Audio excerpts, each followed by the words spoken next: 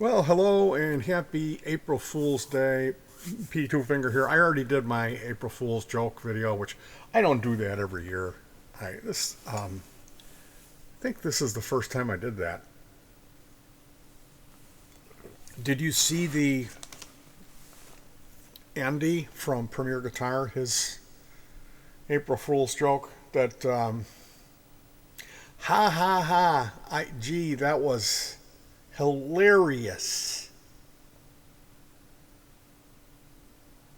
Anyway, I found myself, as I do from time to time, just typing a fury. I did this response in a video, and anytime I get more than like two paragraphs, I'm like, I'm gonna come off like I'm completely out of my mind, like I'm a psychopath with this massive response. So at that point, I need to determine, is this worth sharing? And the answer is probably not, but I'm doing it anyway. I'm going to read this into the camera. So this is my response. Forgive me for wearing my glasses. The worst new fad is DAWless. This is my opinion, by the way. Okay? Like, you may think that Gain, this is a laundry detergent, Gain, that smells good. That you would want to go out, tell your mom to buy a bunch of Gain and wash your clothes with it, because you're gonna attract a life partner with that aroma. Me, I do not care for Gain. Okay, so that's how we're different, and that's okay. It's okay. We don't need to develop weaponry and murder each other. This is just an opinion. Okay. So the worst new fad, in my opinion, is what they refer to as DAWless. And this is going hand in hand with all of the hate against digital and making a huge deal about analog and tubes. Again, my opinion. All of that is an excuse. It has nothing to do with music. Here is one. When we make music, it is for people to hear. None of those people, the hearers, the listeners, judge your music on the gear that you made it with. Okay? When you're at the bar playing, the people in the audience are not saying, "Did you see that guitar player? I bet he rolls tubes. He's hot." They're just not thinking that at all. They're not aware of tube or analog. They're not looking at your pedal board to see if you have vintage pedals or are they digital. They don't care. The audience does not care.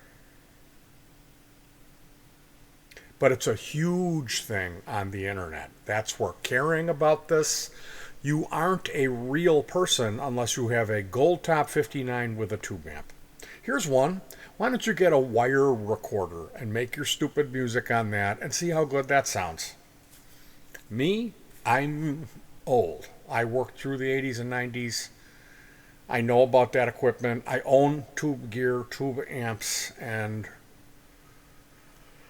I went through setting up MIDI sequencing systems before plug and play.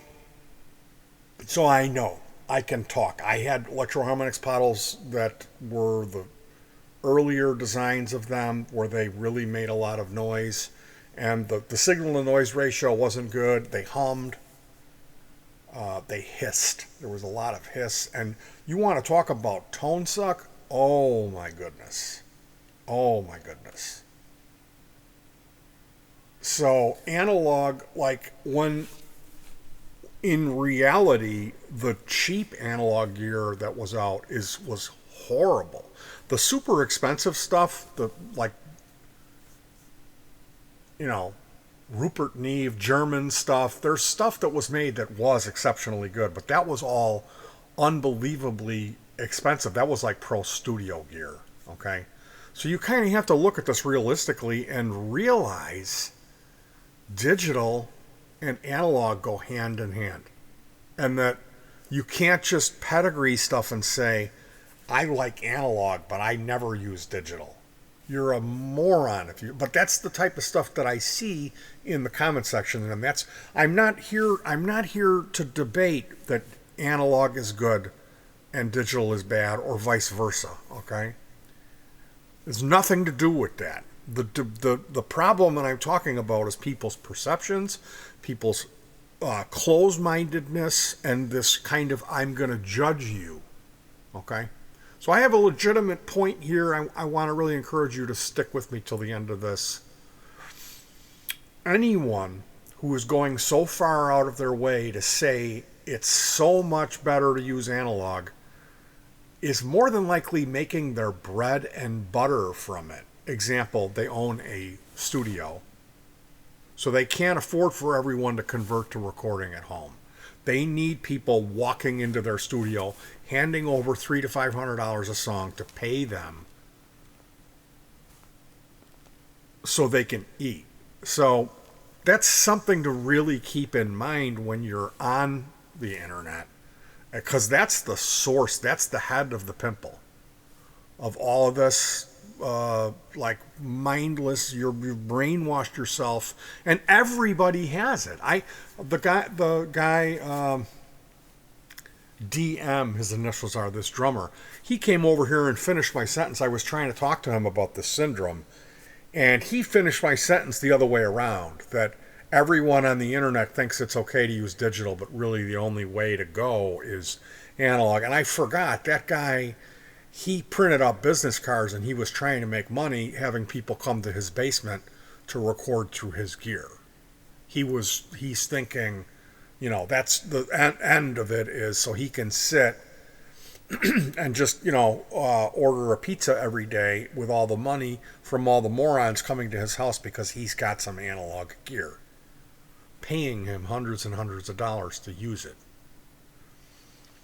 And that's what we need to keep in our mind and realize and see where is this coming from, okay? This analog is so much better. It's coming from people who are selling you the analog equipment. If the guy, he's making his bread and butter from repairing tube amps, and he comes out and makes a video just damning a company that makes really affordable tube amps, and you can't figure out the reason that guy's doing that, and he puts up videos of their circuit boards and calls them out for how they do these designs.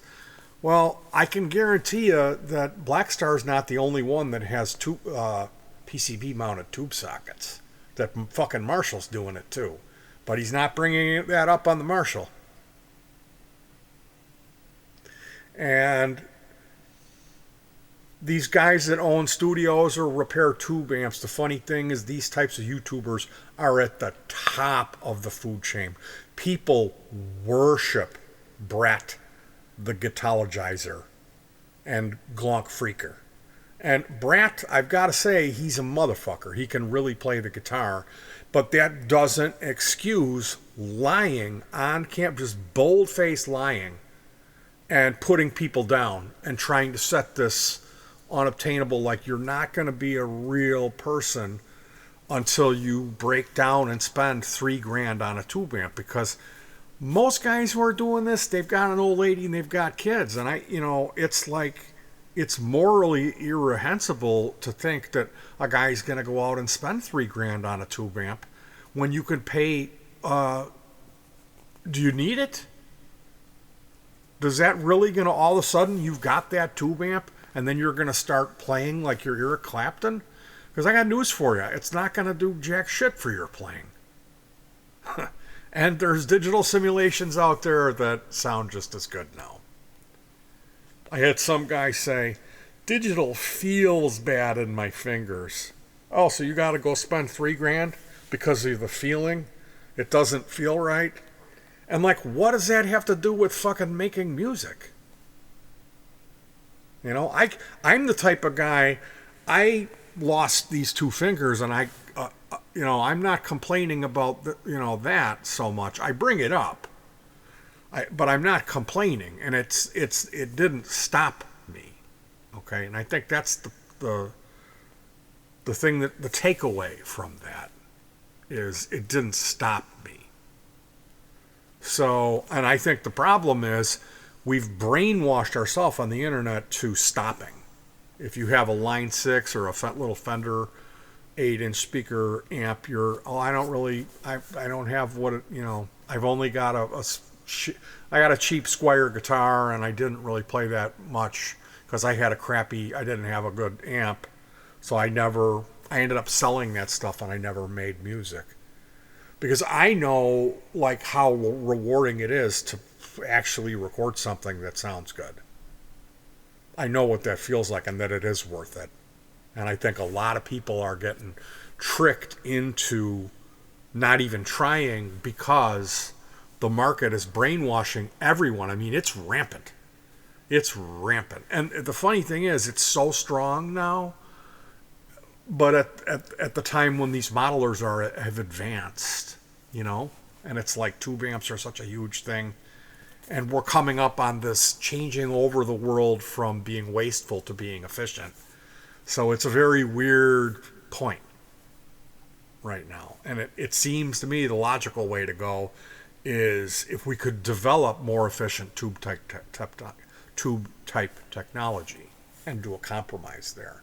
Because I'm not saying tubes are bad. I'm not saying that. I love it, and I know what they sound like, and I know what tube amp breakup sounds like. And that's not the sound that I want all day. I want to have that sound. I want a clean Fender sound. I want the Soldano high gain sound. I want all different sounds is what I want, And the one thing I think a lot of people don't realize is that hybrid thing, of how much that comes into play into actual guitar tone, of using an IC chip with a pair of clipping diodes in there on a tube preamp, where you've got the tube preamp, but there's also a solid state section of it. That's a legitimate, really, really good way to do it. And to get this incredible fucking guitar distorted sound that you can't get when you pull that solid state out of there. So writing off solid state and saying it's terrible, it's garbage, you got to have all tube, you're wrong. It's not that.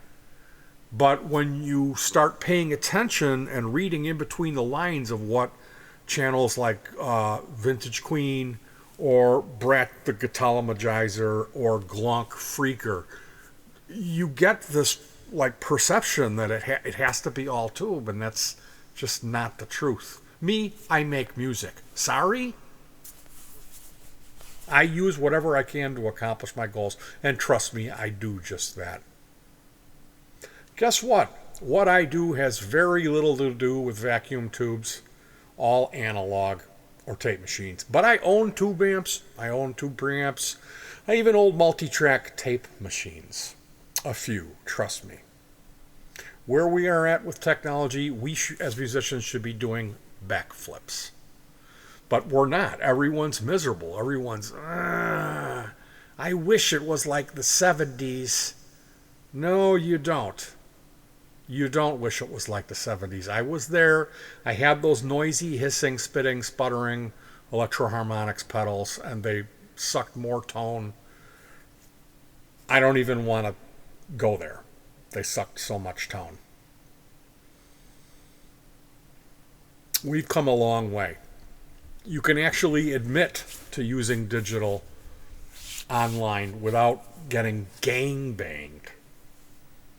But 5 years ago, it was different. You couldn't.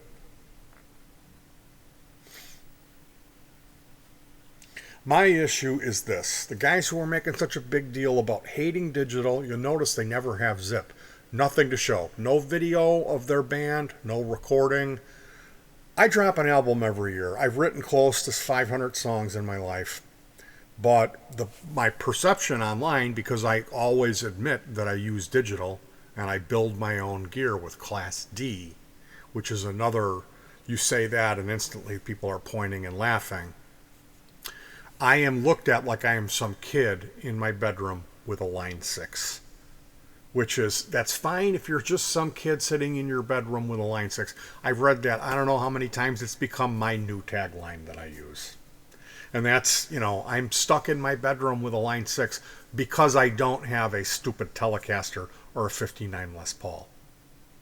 All of that type of thinking is a trap, it's an excuse, and it's toxic. It has nothing to do with making music, and guess what? No one cares. The only people who care are the a-holes who are trying to make themselves look pro by gear fetishing. I'm not saying digital is better than analog. They go hand in hand together. I'm saying the internet, gassing, gear demos, and the forums and the commenting on the fan pages on Facebook, it's turned into a huge waste of resources and time. It's a thing now. It's been a thing, and I don't think most people notice it because they don't have the time to sit on their ass and waste on the internet like I do.